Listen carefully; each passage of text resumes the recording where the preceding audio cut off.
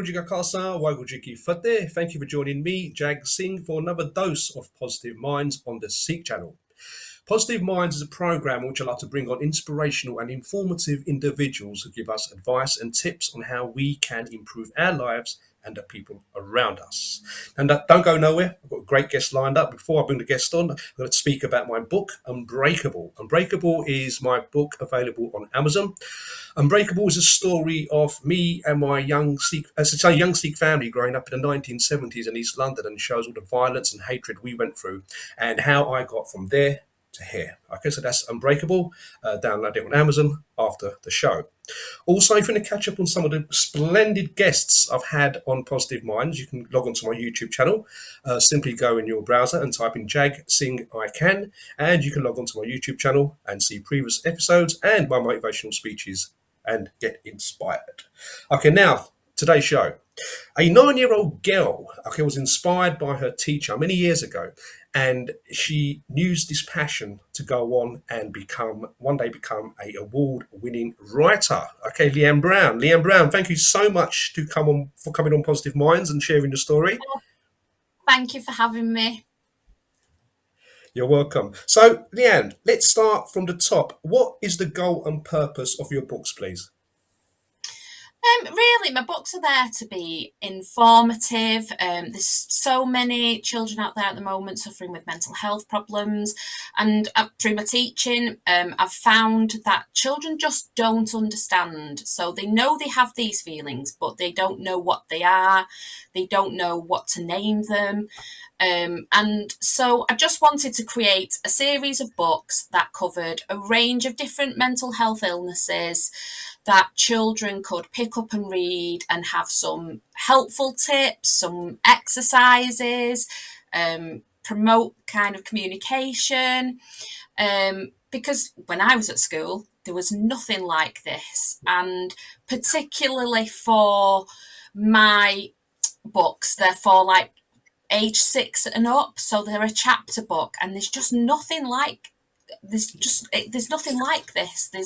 There's very, very few books on the market that offer this type of mental health awareness and conversation that children can pick up and read.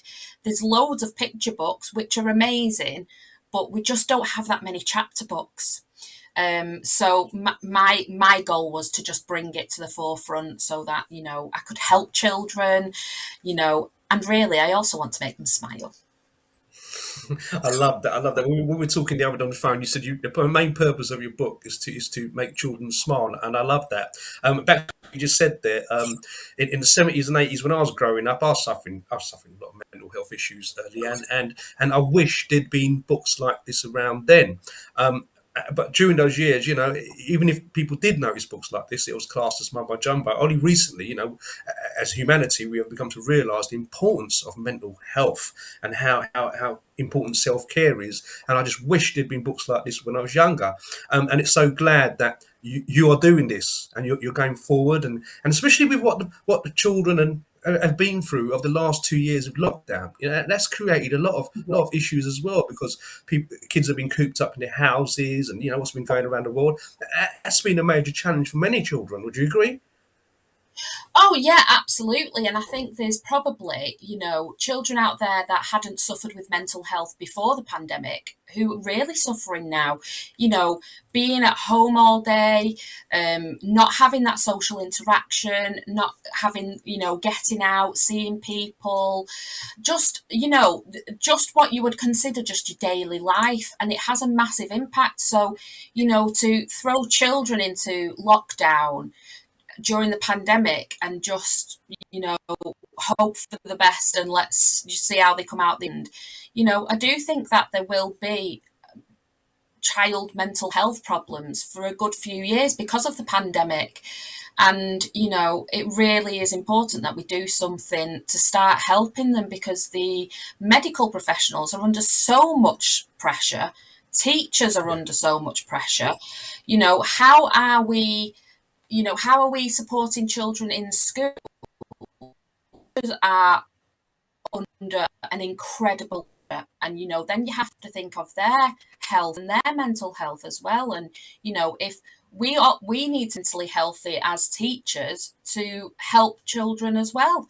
And sometimes the government just does not put enough funding in. We do not have enough funding from the government in terms of help for children. We should be, for me, we should have a school counsellor, if not more than one, in every school across because this is not something that is going to go away. And it's not something that's just a 5-minute job. A school counsellor would be invaluable in any school setting across the country. America are huge leaders in this. They have counsellors in their schools. It's not even just about sitting talking to children. It could be, just finding what their passion is to get them to open up and, to find a healthier mind for them, and we just need that funding from the government to push it into schools to, relieve some pressure from teachers and relieve some pressure from the medical profession. Because I remember when I was going to school in the 70s and 80s, there was no such thing as a school counsellor. And to hear that in America, every school has a counsellor, that's amazing. And I find it hard to believe, Leanne, that this day and time that every school in this country hasn't got a school counsellor. I mean, it's so important because not just to have one, but to have maybe 2 or 3, because one child may not feel comfortable approaching a certain counsellor, but may feel comfortable with another. And I'm a strong believer that, Leanne, that prevention is better than cure. So at a young age, if we can get these counsellors in the schools, yeah, and have these kids approaching them about know that they feel comfortable approaching these counsellors with any issues they have, it will be excellent. And maybe the government need to put their hands in their pockets and get a bit more funding out, as you said, and I hope we will get there. Me too. I do hope, because I think it is something that would have a huge impact.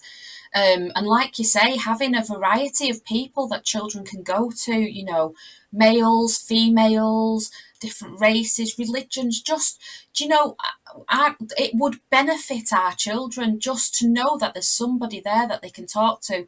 At the moment, other than their teachers, their parents, their family, who do they talk to when they need to?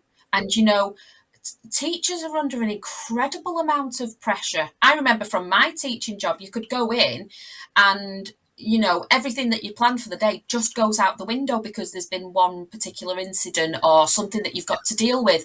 So, you can't just sit there and say, it's okay, I'll sit and speak to Joe tomorrow about what's been going on with him, because sometimes that's not practical. Whereas if we had a school counsellor, they are set aside for those children.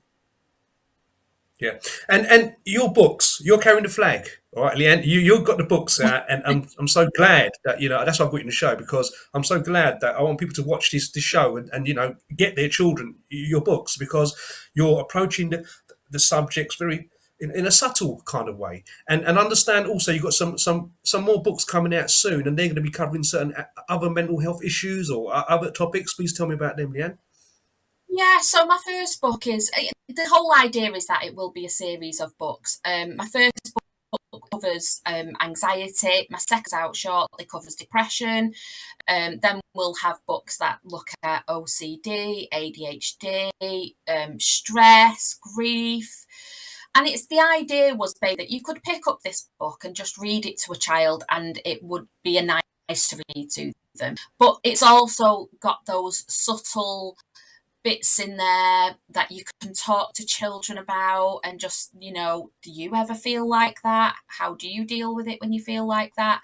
And it just opens up a door to communicating, and so many people have been in contact with me to say it's opened up a conversation. Me and my child have a conversation now about certain things because we've read your book. So the idea really is that there will be a series, because I really want to keep pushing it forward. And, mental health is not just one thing. There's just, there's so many umbrellas that, come under it. And it's just like, we've got to do something, and there's got to be a way that we can help children in the meantime, whilst they're, waiting for that professional support. Excellent, and I'm glad your books are there. I'm glad your books are there, Leanne. Thank So, you. Leanne, tell me about the amazing teacher that inspired you to read and write. What happened there? Well, I just had an absolute love of reading when I was a child. I just really enjoyed it. I love the idea that you can go to different places, meet different people. It's an escape. It's just like this wonderful world of like escapism, and you can just shut the world away and just be somewhere else. And then as I grew older, I had this English teacher and I just absolutely loved her. I loved her lessons and just everything. She could clearly had her own passion for reading and literature, and it came across in class, and she just made me fall in love with English reading. And I just sat there and I just kind of thought to myself, I want to be someone like you one day. I want to stand in front of children and help them.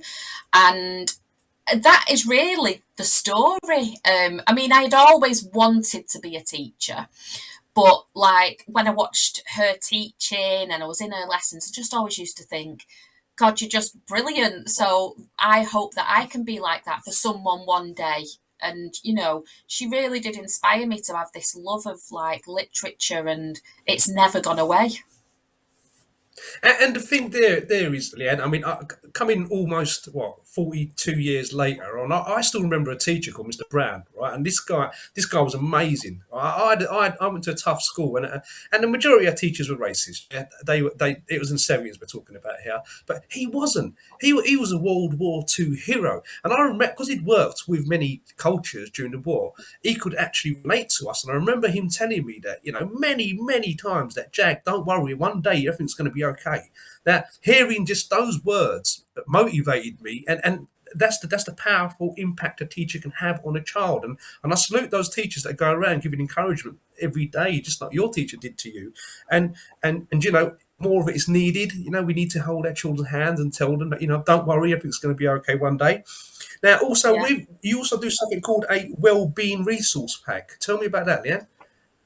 Yeah, well, obviously through my teaching roots, I just can't resist a good resource. So I created the Daniel's Dream Wellbeing Resource Book, and it's just really a book full of activities that are based on encouragement, mental health. You can use it in Good, good. conjunction with my book, or you could just use it independently in school as a lesson. There's some really helpful tips at the back for parents. And I just wanted something. I didn't want to just be like, here's my book, people buy it, please. I Yeah. wanted to show that, my mission really is to help children. I want to help them. And, sometimes with children, they don't get it at first. So, you need to have that deeper understanding. And my resource book, it does that. Which I'll just quickly show you a picture of it because I don't know if you can see it in the background.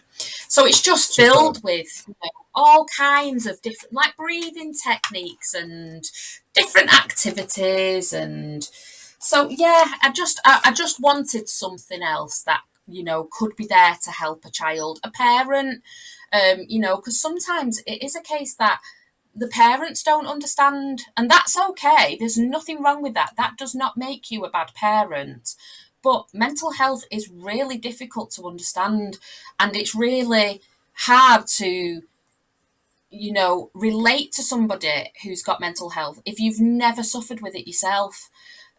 So, it's there to help parents as much as the child or teachers. It's there for parents as well. So they can, when they're reading the book, they've got a bit of a, guide activity, a talking point with their child. Now, the thing is, right, Leanne, what you've done, you've not only gone out there and wrote the book, Daniel's Dreams, Monster Mountain, you've actually followed it up with a resource pack. So when a child's read the book and put it that away and the parents put it away, you've done a resource pack. So obviously the activities are there, and it's like an afterwards kind of more treatment, more help. And I like that, Leanne. I really do like that. Thank you. So, Leanne, when did you start writing? It was really during lockdown because I'd always had this idea because of my teaching, and then I went into special educational needs teaching, and I knew that there wasn't very much out there in terms of for age 6 upwards, and I knew that children really struggle to identify your emotions. They can tell you that they're sad, but they don't know why, and they don't understand, the actual medical reasons behind mental health and the connections in your brains. So I wanted to put something out there, and lockdown was just a really good opportunity. Had some time off being a teacher, so just took the opportunity to research into my characters, think about how I wanted the stories to progress. Did I want them to be one-off stories, or I really liked the idea of it being a series, and I just kind of went from there. And I remember somebody saying to me, if your daughter reads it and she's the only one who reads it, that's okay. And I thought, that is a great way to look at it. And that's how I approach it now. I always think, if my daughter reads it and enjoys it, then that's fine. I've still accomplished something. It's not been wasted. So that really is when I started. It was during the first lockdown. Just a few things out of that, Leanne. I mean, first of all, the amount of people I have come across that have found themselves, okay, we had the negative side of lockdown, obviously, but the amount of people that have found themselves, become writers, joined a gym, started another language. But there is the positive side that has come out of lockdown. And we need to learn something from this, I think. I'm sure you'd agree, Leanne, that, we can, every day we live, we can sit there and say, do you know what? I want to start doing that. I want to write a book. I want to join the gym. Yeah, I want to go and learn yeah, a different language, because this life we have given, I mean, to me, this life that we've been given is a gift. It's a gift, and this time that we have, we just have to do the most of our time. And you are, Leanne, you are doing the most of your time. You've written a book, and you've got the wellbeing resource pack. So well done. yeah. I think as well, it's just like with lockdown, we were forced to, weren't we? It's all great. We all have these, ambitions and goals, and we all say, well, we're going to join a gym, or, we're going to do this, or we might take up painting, or whatever it is, baking, whatever. But I think when lockdown came, we were all forced into this life that was like on standstill. Like every day was just like, well, okay, so I don't have my usual daily routine. I don't have to pick the kids up from school. So we were forced into this. Well, what else could I do with my time? And Yeah. I'm with you. I do think that has brought out some very, very positive results for a lot of people, whether it's writing a book, whether it's going to the gym, or, I do think that there has been some very positive sides of the pandemic in terms of the lockdown, and what it's, how it's pushed people out of their comfort zone, I suppose, into different areas that they never expected probably to be in. And so I laughed there because you said baking, and my daughter Alicia, what she's done is during lockdown, she got this big passion for baking, and I'm 50 now, and I'm always trying to keep the weight down. But some of the stuff she bakes, oh my god, it's out of this world, and it's very addictive. But that's another thing my daughter's done out of it. She got baking out of it. It's a passion that she's Yeah. created through the lockdown. When do you come up with most of your ideas for your characters and your story? When do you get those ideas, Dan? Come and tell us. Oh, I get asked this an awful lot, and people will probably laugh at me, but I actually get my ideas when I'm going to sleep. So, or in the middle of the night. So I have to keep a pad next to the side of my bed so that I can write the ideas down, because usually by morning I've forgotten them. So I have to write them down, but it usually is like just when I'm like getting settled to go to sleep, and it's like my brain empties my ideas out of my ear and onto my pillow. And it does. I just think, oh yeah, that's a really good idea. So I have to write it down. Otherwise, I'll just forget by morning, and that'll drive me crazy all day. So yeah, And I night love that time because Leanne, I've in the house. I'm a bit old school, obviously. I've got a notepad upstairs, one downstairs, one in my bedroom, and I keep them notepads because you are 100% right. That idea, when it comes down, doesn't matter how silly it may sound to an individual, jot it down. Jot it down, because Yeah. later on you sit and you said we can't use our brains as a storing warehouse of ideas, so we need to put it on a piece of paper. And I've really come up with some great ideas by just doing that, by jotting them down. So out there to everyone, if you've got any ideas that come to your mind, doesn't matter how silly they are or far fetched you think they are, just write them down, because later on you might think, wait a minute, Absolutely. why don't I give that a shot? Yeah, 100%. Definitely write your ideas down, because I've woke up sometimes in the morning and I thought, oh, I don't know what that's about, but I could definitely explain it now I've looked at it. And it is that writing it down process, because if you just, like you say, keep it in your mind, things happen in your life. You've got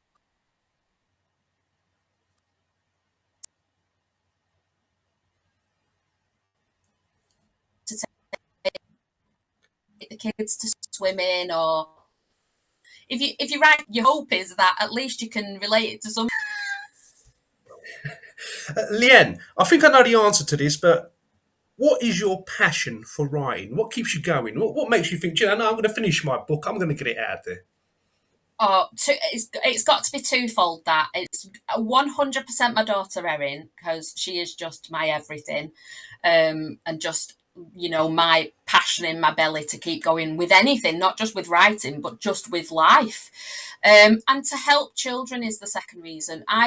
I've suffered with mental health myself, and I don't want anybody, particularly children, to ever feel like I have felt when I've had mental health issues. So those are my reasons. My daughter is my reason. And, I want to help children. I want them to know that they're not alone, because with mental health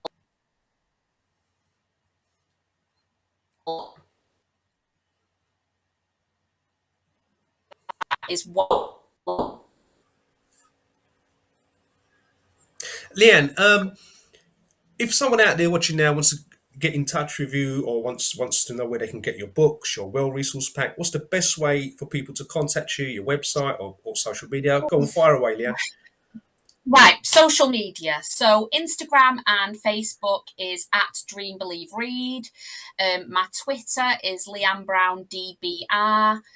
My website is www.dreambelieveread.co.uk, or you can email me at dreambelieveread@hotmail.com. Or you can go to Amazon if you want to buy the book. You can go to Amazon, or you can go to my website. But yeah, just go and have a look, go and check it out. See, even if you just want to message me something, that's fine. I'd love to hear from people. So there you go, guys. A delightful guest, Leanne Brown, and she's talking about a book, Daniel's Dreams Monster Mountain, out there. And it's a book that is not just a story. It helps children deal with certain topics, that the tough times that they're having with anxiety or depression. But she's done it in such a subtle way that the message has come across with her characters, the color, even the colors she's used. Yeah, she's done it so specifically so that parents and children can actually read together. So Leanne, listen, you have been so great. Thank you so much for coming on Positive Minds, Leanne. Oh, thank you so much for having me. It's been an absolute pleasure talking to you. Thank you very much. So there you go, guys. A 9-year-old girl, right? She gets inspired by a teacher, right? And the teacher gives her the passion of reading and writing, and she doesn't just leave it there. She grows with the passion so much that the next generation, her daughter, Erin, is inspired by her mum's books. And most important thing that comes out of this is the fact that it will help children who are suffering from mental health issues to realize that there is help available. And that is something important I say to everyone every time I come on Positive Minds, is that please don't suffer in silence, okay? And it includes adults and children. Reach out there, get help, speak to someone, connect. And I think it's all about connecting. Don't think, no one should ever think that they're alone. So Leanne, thank you so much for coming on Positive Minds today. Oh, thank you so much. Okay, and keep going, and I'm going to keep updated and keep in touch with you and find Yeah. out all the amazing stuff you're doing. Yeah, definitely. Okay, so there you go, guys. Thank you for joining me, Jag Singh, on Positive Minds today, and keep smiling and keep moving forward. And I'll see you soon again. Okay? Waheguru Ji Ka Khalsa, Waheguru Ji Ki Fateh.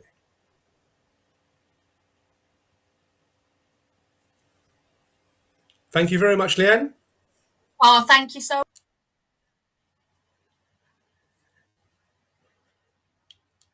It's frozen again, isn't it? much.